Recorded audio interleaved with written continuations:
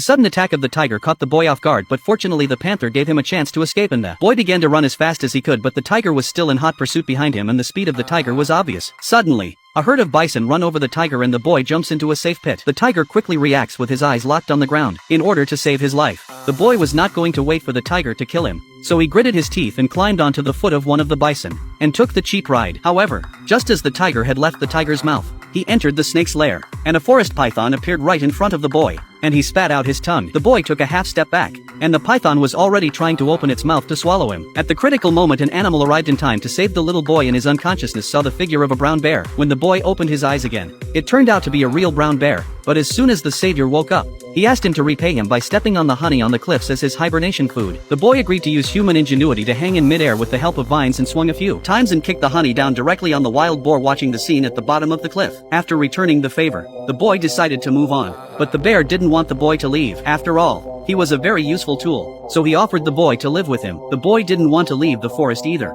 and as time went on, they became best friends. The boy helped the bear harvest honey every day to store for the winter. When the Black Panther arrived, he saw the boy holding the honey and laughing. He did not understand why the boy was doing this. The Black Panther was directly infuriated by the boy's operation. He decided to send the boy back to the human village in the morning. At night, the boy was woken up by a noise and ran out to see a herd of elephants banging their trunks on a pit. The boy approached the elephants cautiously, but the elephants were very angry, so the boy had to bow down and salute, which pacified the elephants' anger. He found a baby elephant is in the pit helpless as with the boy looked at the four eyes, but then he rushed back to carry 2 bundles of thick vines, easily pulled the baby elephant up. Panther was watching the scene from afar and wondered if he was being too strict, but the tiger was so dangerous that he had to do it. When the bear realized that the tiger was after the boy, he agreed with the panther and sent the boy to the human village. He found the boy and told him some harsh and unkind words to get rid of the boy. The brown bear's goal is successfully accomplished. The boy is immediately exasperated and runs to a tree to sulk. But the next moment he is being watched by monkeys. The boy was carried away by the monkey and the panther tried to catch up with the boy, but the monkey was no match for the boy's agility. The boy was then taken by the monkey to the top of the cliff, but he didn't realize that there was a palace on the top of the cliff and the boy was taken inside without realizing that there was a giant ape living in the palace who captured him on purpose. Translated with Deep L. Calm,